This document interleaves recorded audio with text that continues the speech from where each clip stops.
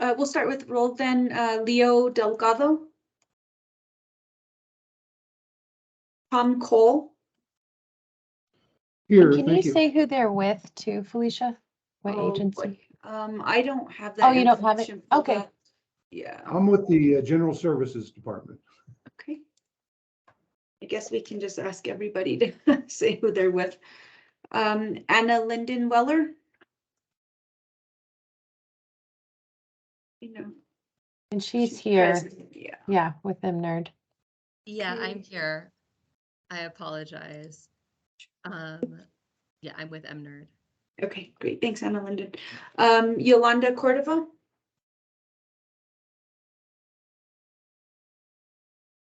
Steve Barrick.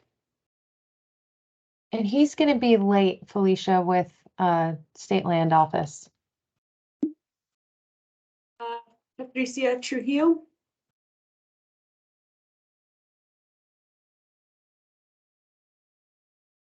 Okay, Stephanie Clark.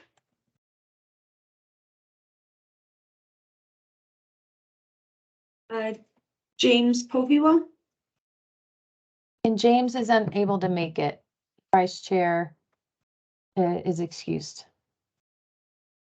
Dana Barr. Present with NMED Environment. Okay, great. Thank you, Dana.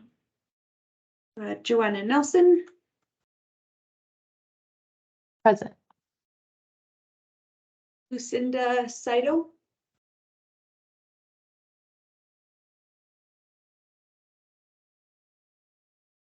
Okay. Charles Woolman. He's excused, Felicia, with SIC. Yes, I see. Amber Rodriguez.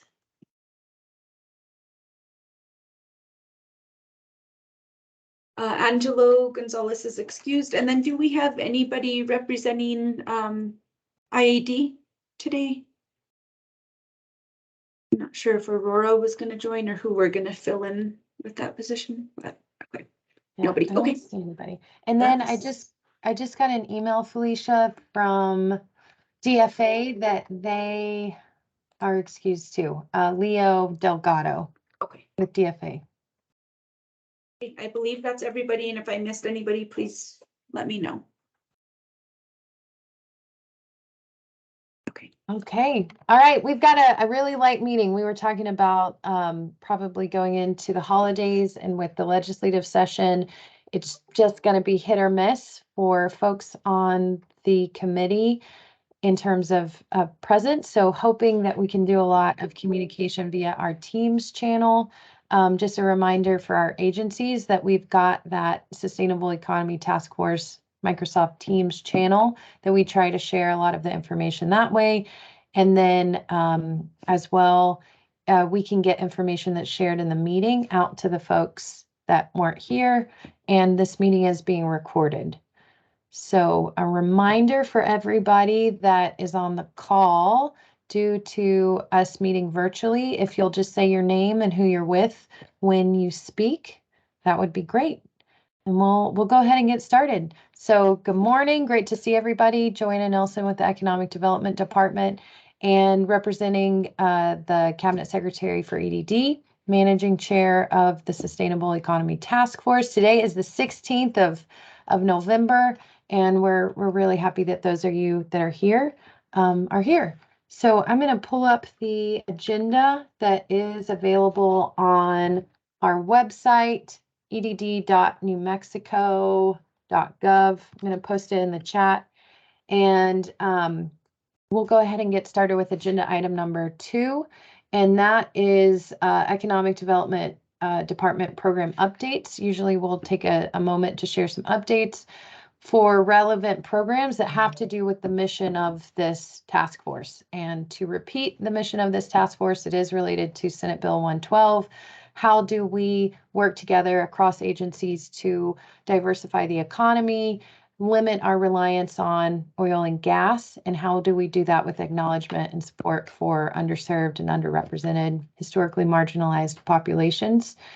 And one of the big things that continues to be on the forefront of a lot of our activity is SSBCI, State Small Business Credit Initiative. And as you know, we received through ARPA $74.4 million to support getting capital out to small businesses through a debt form or through VC equity. And there's been a lot of movement lately. I attended 2 weeks ago a national cohort meeting with other states from across the country to talk about what they're doing. There is a lot of excitement from states to figure out how to creatively get this capital out. I wanted to take a second to introduce a new person on our staff, Mr. Sam Collins, who is coming to us as previous Deputy Secretary at the Treasurer's Office. And he is going to be managing a portion of SSBCI, the Collateral Assistance Program. So Sam, do you want to take a moment and introduce yourself and give an idea of your background? Absolutely. Thank you all for taking a second and listening to me. This is my third day on the job, so I can find the bathroom now, so I'm better off than I was Monday. As Johanna said, I was with the State Treasurer's Office before coming here, a career banker. So I kind of have that background of government and banking. So going to be running the Collateral Assistance Program. We put CDs up as collateral to help small businesses get loans. Pretty simple. So I think it's something that, since it's simple, I can grasp it and sell it. So it'll be fun to watch. Thank you all. Thanks so much, Sam. And we have invited, if you recall, so the Collateral Assistance Program is part of the credit enhancement side of SSBCI, the debt portion, and then we're enabled to support VC equity. So that's the other area where investment is going at this point. And I did invite our investment advisor contractor to this meeting next go around in January, and that's Avivar Capital. And hi, Deputy Trujillo. I see you're on. Hi. Good to see you. Thanks for joining. So they're going to be on at the next meeting. And then I want to remind folks, I'm going to share my screen really quickly. We have talked about in this group, it's really important to get feedback about the strategy of how we're deploying capital. So we've got the Collateral Assistance Program, we've got the VC equity. If you have ideas or concerns that you want to get forward to either the investment advisor or even Sam and his program, you can reach out to Sam, you can reach out to myself, and then as well, you can provide feedback. You can go to our page, which is edd.newmexico.gov, go to business development, or you can find SSBCI, and you can provide that feedback here, submit feedback. And so I'd really like to encourage you to utilize that and get your ideas heard. And we will be working closely. We are working closely with James and the Sustainable Economy Advisory Council to make sure that our deployment strategies are in alignment with what we're trying to do at this group, with this group and at the Advisory Council too. Any questions? Okay. Great, so we'll go ahead and move forward. I would like to show that we are going to scratch agenda item number 3, which is vote to approve the minutes. We did have a technical difficulty from the last meeting and we're unable to provide minutes for that previous meeting. So can I get a motion to amend the agenda to reflect that we would omit number 3 on the agenda? Is anybody able to make that motion? So moved. Okay, who was that? Tom Cole. Okay, great. We have a motion from Tom Cole. Can I get a second? Seconded. Okay, thank you, Anna Linden from MNerd. So all those in favor? I, Aye. Aye. Any opposed? All right, great. Thank you. And we'll move on to item number 4, which involves a number of discussion topics. And I'll move to sub item A. And we've got some special guests with us here today representing the Center for Civic Policy, specifically providing an oversight or an overview of sustainability topics. And we've got Michael Guerrero with CCP. And I'll turn it over to you, Michael, and your team. And they're going to give a presentation. Great, thank you, Chairwoman Nelson. Can you hear me okay? I don't know if my internet here is functioning You are well. I may need to. frozen. Your screen, your image is frozen, but I can hear you. I'm going to go ahead and shut off the video then, and hopefully it's better with the audio. So apologies for that. I'm away from my office and home here in Las Cruces, but anyway, thank you, Chairwoman Nelson, members of the task force. Really an honor to be here with you today. My name is Michael Leon Guerrero. As Johanna said, I'm the Sustainable Economy Policy Advisor for the Center for Civic Policy. And primarily what we will be talking with you about today actually is the Power for New Mexico Coalition. So we are the convener for that statewide coalition, which was one of the driving forces actually in the passage of Senate Bill 112. And so before we get started, I just want to acknowledge a few people that have also joined the meeting. So Samantha, I believe that's Samantha Cow, who is with the Conservation Voters New Mexico. I also want to acknowledge Andy Swap, who is at the Wind Research and Training Institute.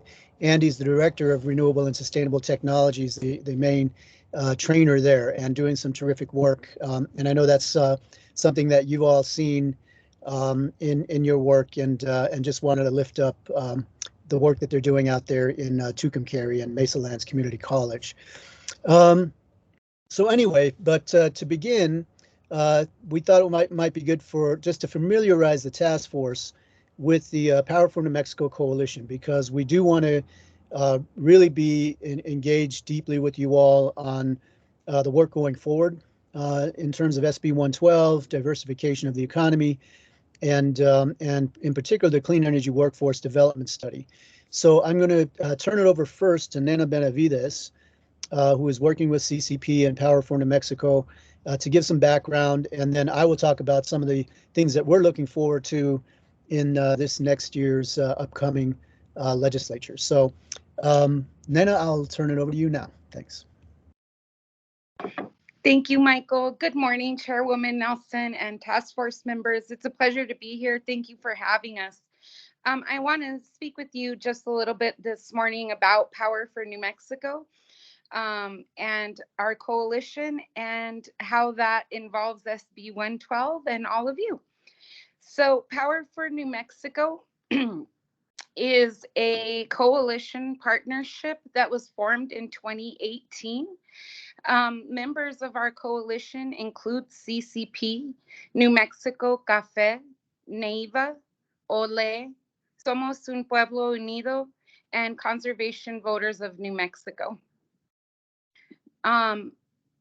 Some of the things that we have been involved in recently were paid sick leave, but more specifically to you all, we really helped carry SB 112 and the creation of this task force.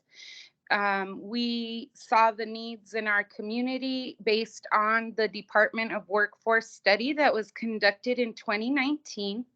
Power for New Mexico was formed in 2018. The Department of Workforce Solution is from 2019. And then in the 2020 legislative session, we were able to get SB 112 through. So from the From the DWS study, the strategic plan was created, a clean energy workforce development study that identified the best practices and recommendations to help New Mexico move into the green economy in a just and equitable way. Within that study, what we found was that we needed more support and partnership between colleges and universities that allow students statewide to take advantage of specialized training programs, invest in paid apprenticeships, internships, and stipends for students during to ensure that they can afford to invest their time in retraining rather than to seek immediate employment. And this is with transitioning workers, specifically that part. To examine data on the demographics of students in clean energy training programs and provide incentives for programs to recruit students whose race, socioeconomic status, or gender are significantly underrepresented in their programs. And to implement a statewide outreach program to educate the population on the timeline for the transition to clean energy, the jobs that will be created through the transition, and the skills and certifications needed to access those jobs. So in 2021, the legislature passed SB 112. That you are all aware of and working under, obviously. That mandated NMED to draft a strategic plan to diversify the state's economy beyond the dependence of natural resource extraction. It established, set forth, and the advisory committee also. And so our coalition really focuses on transitioning workers and the transition that we know is coming. We know that we will eventually need to transition away from oil and gas and look at alternatives to those industries. And our place in this is to ensure that frontline communities and frontline workers are at the forefront of that and receiving job opportunities, educational opportunities, and financial opportunities to remain in New Mexico and to take advantage of green jobs. That is my short history of Power for New Mexico for you, and I will turn it back over to Michael. Thank you all.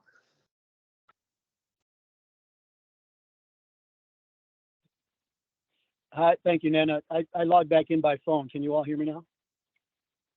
We can hear you, Michael. Okay, thank you, Jeff. So yeah, thank you for that background, Nana. So, we just again wanted to familiarize you with the coalition and the work that we're doing, because we really want to continue to work with you all on the implementation of SB 112 and some of the other work that we feel needs to happen in terms of diversifying our economy and supporting workers and communities through the transition as we diversify our economy from dependency on extractive industries. So some of the things that we're looking forward to in this upcoming legislature and in the next few months is, so first of all, we also drafted the community engagement plan for SETFORCE. And so we're looking forward to working with you all and the contractor and the SEEK in implementing that plan and getting as many people throughout the state and different constituencies engaged in this process. Second, we are looking forward to really implementing, in particular, the Clean Energy Workforce Development Study that is part of SB 112. That was part of the mandate, was to implement that plan. So we don't know if this already exists, but we feel that there should be kind of a comprehensive plan on the implementation of that clean energy study, and that's something we would like to work with you all on, in particular, Department of Workforce Solutions HED and NMEDD on that. Second, and that can include things like also, it talks about incentives to recruit students from underrepresented communities in the clean energy training program, providing scholarships and support for students and paid internships so that they can participate in programs like Andes at the Wind Research and Training Institute. And also consider pilot programs for incentivizing businesses to hire from clean energy training programs. The second big area that we are working on is the idea of a just transition office. It would be somewhat modeled on the office that they have in Colorado, but part of the functions of that would be to concentrate investments in infrastructure and economic development in communities that are dependent on extractive industries. It would help to facilitate moving state and federal funds like the IRA and the infrastructure bill to these communities, and also would bolster the social safety nets for those workers in those communities, like a guaranteed basic income, expanding unemployment, healthcare and other services, and including undocumented workers, many of whom are actually working in the oil fields in the Permian Basin. The office would also collaborate, it would be an interagency effort, would collaborate with OSHA and Department of Workforce Solutions on worker health and safety issues, as well as NMED and MNERD on environmental and health impacts. And then we do think it should be a decentralized effort. So there should be offices. We've talked about having a tribal office as well as an office in the Permian Basin, so workers and communities can go directly to speak to staff people for the office. And then lastly, workers and communities should be involved in the process of developing this. And so there should be time taken at the beginning to really engage communities and workers, including establishing an advisory committee of impacted workers so that they, so that the programs and the work of the office can be the most effective as possible. And lastly, there should be a legislative appropriation to fund the operations of the office and its programs. So that's really kind of our one of our major pieces of legislation that we will be working on in the 2023 session. And then the last area for us is how do we facilitate the movement of those new federal funds that are available through the Inflation Reduction Act, and also still money available through the infrastructure bill, to make sure that our communities are really benefiting from those, because there are a lot of opportunities there in clean energy and some of the other industries that are already targeted in NMEDD's strategic plan. So we'll also be working with a number of the environmental organizations on the new climate bill that's being developed, and are hoping all of these things can come together in this next legislature. And again, we look forward to working with you all on this project as we move forward. So yes, Chairwoman Nelson, I'll stop there and happy to answer any questions that folks might have.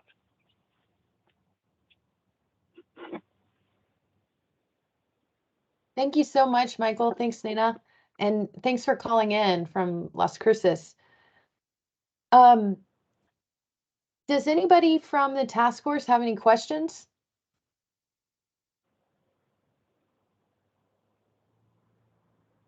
Anna Linden from MNERD?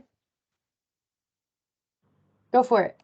I know I've definitely talked to some of you already about the climate bill, that we're hopefully going to have a strategy we can shape up over the next month or so.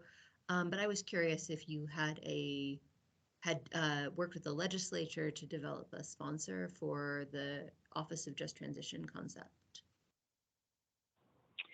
So right now we are talking to Senator Rubio about introducing it, and we're starting to reach out to other legislators as well.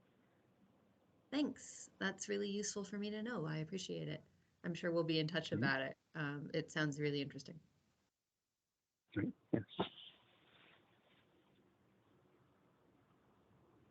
Michael, this is Joanna. I do have a question, and I'm thinking out loud, so it's not put 100% correctly. But when you are tracking those infrastructure dollars, And I know WELC, Western Environmental Law Center is on. I thought I saw Rush, or Rose on. Do you guys have anything that's available so far that it is tracking in New Mexico, those investments and something that could be shared publicly? I know there's various tracking docs out there, but curious if you guys have anything compiled. Yes, so there are a couple of organizations that we know of at least that are looking at this. One, the Energy Foundation is putting together some resources on doing some of that tracking. Other organizations, I know WELC is looking at that as well, and also just want to acknowledge the folks from WELC that are on today. We are starting to work with the UNM Law Clinic to help us identify some of those resources that are available as well, and then there are groups like SWEEP, also Southwest Energy Efficiency Project that is also tracking. But different groups are kind of looking at specific programs. I think probably the most comprehensive one that we know of is being put together by the Energy Foundation.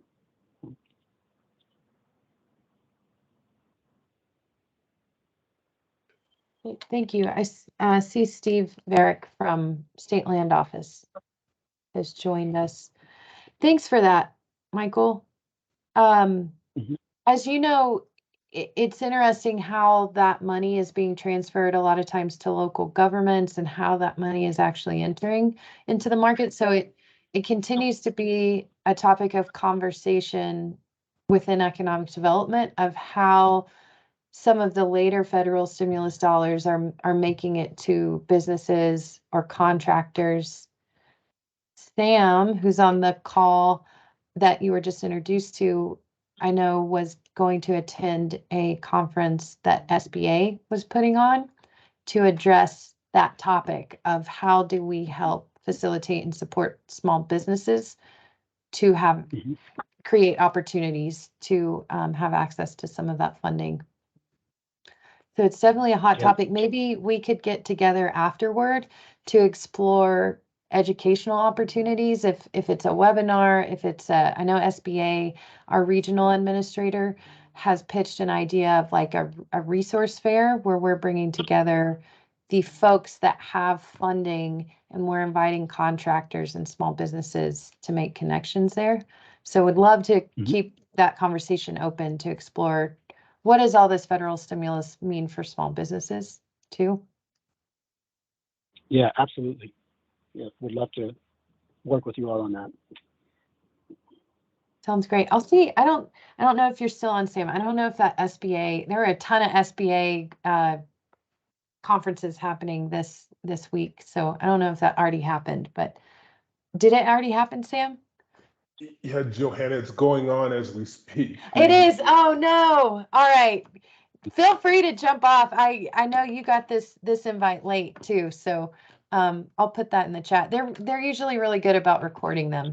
So Yes, yeah, they are recording it. So I figured I'd do this one and then view that on recorded.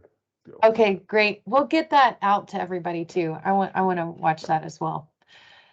But just to flag for everybody that that's a topic that is fresh in a lot of people's minds. Any other questions for Michael and the team? I'm not seeing any. I guess this is Patricia from HED from the Higher Ed Department.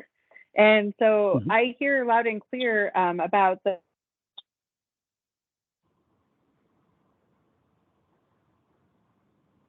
I think did she just break up? Can anybody hear her? No, I can't. You can't? Okay. No, she froze. Yep. Computer froze. Dang it. We can't hear you, Deputy, if you can hear us. All right, until she gets back on. Any other comments or questions? All right, well, keep us in the loop, please. We're really excited that you're here, Michael and team, because as you mentioned, let's keep working together. Stay in the loop.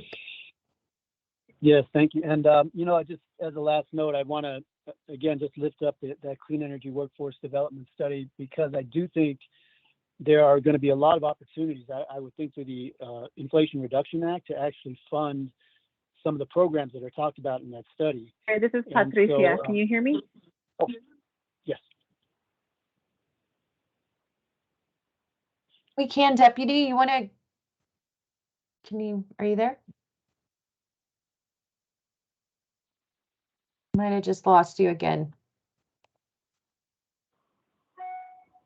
You want to try it again, Deputy?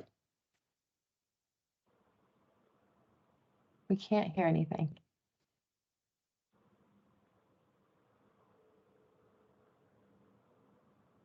All right. So, Joanna, I'll stay on through the discussion period of public comments. So if the Deputy Secretary, I think she might have had a question or a comment for me, I'll be happy to stay on for that. Great, thank you so much. And if you have anything you want to send out to the greater task force, feel free to send that over today. I was just getting an email out to them, the folks that aren't on the call, if you want me to highlight anything. Okay, will do. Thank you. All right, great. Well, we'll go ahead and move on. And Deputy Trujillo, if you hear us, feel free to jump right in. And then sub item B, just a quick update on the state plan assessment that you're doing, Felicia. I'll turn it over to you from EDD. Yeah, super brief. There hasn't been a ton of motion on the state plan follow-ups as of right now. I'm going to try to meet or at least get contacts, new contacts for about 5 other agencies that I've been unable to connect with. It's nobody on this call, so I won't even mention it. But we just may need new contacts in general. Otherwise, that is it. Thank you for everyone who's taken the time to meet with me. I'm going to start working on the edits and see if I can put together some really, really progressive thoughts based on what I learned from everybody. But that is it on my end, Joanna. Great, thank you so much, Felicia. Any questions for Felicia or comments on that process? All right, wonderful. Moving on to 4B, or I'm sorry, 4C, state plan RFP update. Really exciting news that our RFP is finally going to go live on the 21st, on Monday. And for sure, we'll definitely send out the link to that RFP to this group. It's not the ideal time to send it out over the holidays, but it's what we got and what we're working with. And to remind everybody, this is the RFP to update and edit the actual strategic plan that Michael alluded to, that is the directive of this task force, as well as engage in that community engagement work. And it's really exciting. I was trying to think, am I more excited about this RFP than any other RFP we've released? I'm not sure, but it's close. So that'll be available on our website, and then hopefully the public notices are going out this weekend. If you know contractors, please push this out to them, and we'll do our best to market and promote it as well. Any questions? Comments?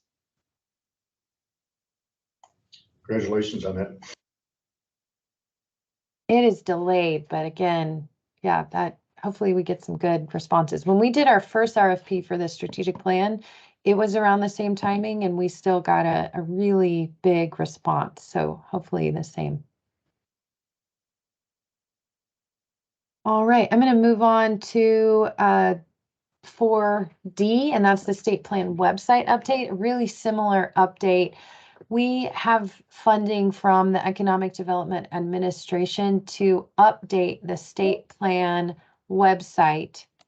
And I'd like to put that out to the task force because we will be looking for contractors to be able to help guide and identify and help us improve that website to make that a really good interface with the public. Again, to repeat, we don't want our strategic plan to just be a document that nobody uses. And that website is a great way to show progress, identify priorities, and really create opportunity for communities and the public to engage with the information. So hopefully we'll have some great updates at the next meeting. And if you have anything that your agencies want to highlight, or if you want to be engaged in that process, feel free to reach out, because I bet if you don't reach out, I'll reach out to you or the contractor will. And I'm thinking of MNERD, I'm thinking of the Clean Workforce Study to make sure that we're coordinating with the relevant plans, relevant information, relevant agencies to make that state plan website a lot more interactive, a lot more obvious that it's a cross-agency effort. I'm thinking, Anna Linden, too, of the website that MNERD's working on, too. So hopefully we can work together on that. Yeah, absolutely. When does that, do you know when that will be published, or? I'm trying to figure out there are several websites. Okay. Which one are you precisely thinking of? I thought that there was one related to the Climate Change Task Force. We have a climate page. We've had one for years. I think it's still, and I will look to Donna from NMED here. I think it's still over in NMED's management, not MNERD's. If Okay. there's another thing that you're thinking of. I thought that there, and maybe I'm thinking of the Energy Hub. Maybe that's where I'm getting my wires crossed. But we also have parts of that exist, but they're not findable enough, and that is something we can work on. If you're talking about like the state climate action plan, that's a next year thing. That's not a website, that's a document. Yeah, no, it's not the document. It was conversations around a website. So it's underscoring for me that there's a lot of opportunity to share some of this cross work. Definitely. And it still don't have kind of one place that we're showing the synergy. Okay. Did you have anything from environment? I was just going to confirm that, yes, we do have there is a climate page, climate task force page, and there also is a hydrogen hub page. So I can put both those links in the chat. It's kind of like what we did with the strategic plan. Felicia and I compiled probably 60, 70 different strategic plans, trying to figure out kind of in this next round of how we coordinate and point people to the right direction, as well with a lot of these information hubs and relevant work. How can we do a good job at mapping that and connecting? So thank you so much. And I put the link to our state plan if anybody needs a refresher. That's what we've got. That's the base that we're starting from. We've got a little bit of money to improve that. And next year, we're not going to have grant funding at this point. At least it's not identified. So we'll have to figure out within our budget how do we keep updating this so it's continuous. All right, I'm going to move on to 4E, legislative policies from other agencies. Michael, thanks for sharing some of your legislative focus areas. This is an opportunity if your agencies are thinking of recommendations or budget that your agencies are going to support that are relevant to this work. Would love to share it with the group. So open call if anybody has anything on their mind that they're working on.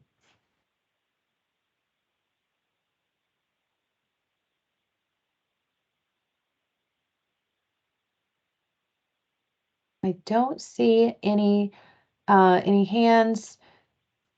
I'm sure this will come up. Maybe we're already budgeted out, but sure this will come up at the next meeting. So feel free to continue to use the task force as a sandbox if you've got ideas or other ways that we can look for allies or support with relevant legislative priorities and issues. Hey, Joanne, this is Steve Eric. Sorry, I'm Hi, a little Steve. late on your question. I apologize, but I was giving a little bit of thought. So I think for some of us, I think this is important. It's really, I don't see any legislation out there right now, but others might be aware of some. But I noticed in a hearing that we were in, was it yesterday or the day before? Time flies. You know, I got some questions about renewable generation projects and, you know, what is our pricing on it and whether we should, you know, put a larger percentage cost in there. And so I think that's like just an overall, I don't know, you know, set of questions that we need to keep our eyes on, you know, because I think obviously from a sustainable economy standpoint, we want to see more renewable generation. We want to see more transmission to enable, you know, enough more generation projects. And I know at least with State Land Office, and I'm sure with others as well, you know, we've looked at the marketplace pretty carefully. We had a study was done. We look at other states. We look at what the private sectors, you know, we really try to price appropriate to the market, so to speak. And we also compete a lot, you know, with other states, right? With many of these firms are national, international. And so we're looking, okay, where are we going to make our investment? And so do we make it in New Mexico or do we make it in Texas on the wind side or Arizona on the solar side, you know, that type of thing. And so I just think we need to be careful of and keep an eye on any requests that come in and say, hey, let's go ahead and, you know, put a 10% tax in or require there be this percentage, you know, because it may upset, you know, that balance, our ability to be able to compete for clean energy, you know, type projects. So it's just more of a general statement, but I think it's something we're going to increasingly see. And I can't point to any specific legislation right now. I haven't looked, I got to admit, I haven't been aware of anything, but it's something we all need to keep an eye on, I think. I would second that, and especially the very strong, this is not a thing we want. If we look at the history of wind development in Wyoming, Wyoming instituted a tax on wind power, and that basically shut down their wind industry for a decade because it was more cost effective for private developers to go to other states that also had good wind resources, even though Wyoming's are very, very good. And I think we often hear from legislators a sense that there needs to be a one-to-one replacement of oil and gas revenue to revenue derived from renewable development because they both happen to be in the energy sector. And this is really a false idea that seems to have gained a lot of traction. The industries are very different. The way they use land is very different. The way they are taxed is very different. One is an extractive industry and one is not an extractive industry. And therefore, severance is a very different thing than a tax on power.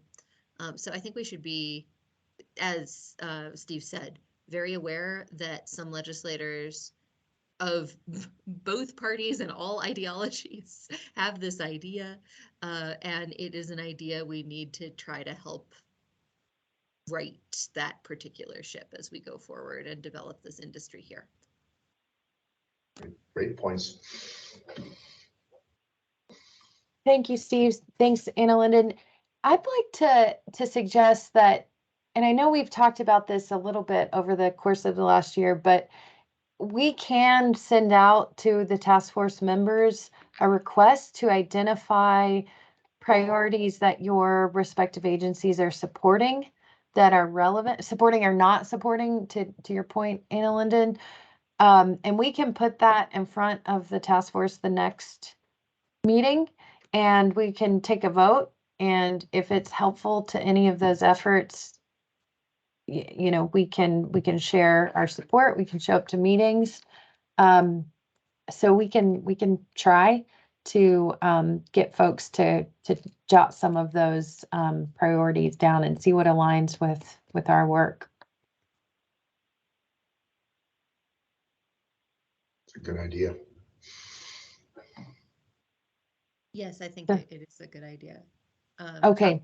Possibly something that we should do in a, like, using our Slack channel. I think that would be a good place for that sort of. Yeah, that's true as well. Okay, great. Well, and now, right before things get too crazy, I'll move on to the next agenda item. Oh, before I do that, I will throw out, so far at EDD, nothing, I haven't heard anything too relevant to mention. Still support for their Media Academy, some other different initiatives. So nothing to report there, specifically tied to and directed toward this work. So I'll move on to item F, which is the community engagement strategic planning. I think this is something to follow up with as well that Michael, you alluded to, where the plan that CCP had outlined in June is a great starting point. When we bring on that contractor, we had talked about last time that there's limited funding available to not only continue to develop that community engagement strategy, but also implement it. So when we send out this inquiry after this meeting to the bigger task force, would love to understand and maybe get your feedback on whether it's particular groups that we missed in the first strategic plan that we want to make sure that their voices are heard the second go around, or there's ideas outside of kind of our standard approach of webinars and events. Start ruminating on that. So we've got a really great foundation built from the work that CCP started in June. So just heads up on that. All right, so I'm moving on to item number G under discussion 4. And that is the update from the Sustainable Economy Advisory Council. And Vice Chair Poviwa James, who's the chair of SEEK, is unable to make it today. And he did just mention that they're gearing up for their meeting in January. So the discussion around identifying legislative priorities from our agency members will be extremely relevant to get that in front of SEEK and get their opinion on that as well. Okay, I'll move on to item number 5. Any discussion areas from the task members that you want to bring up? Any issues? Don't see any hands. So I'll move on to item number 6, public comments. Anyone from the public have any comments that they would like to share? Comments or questions?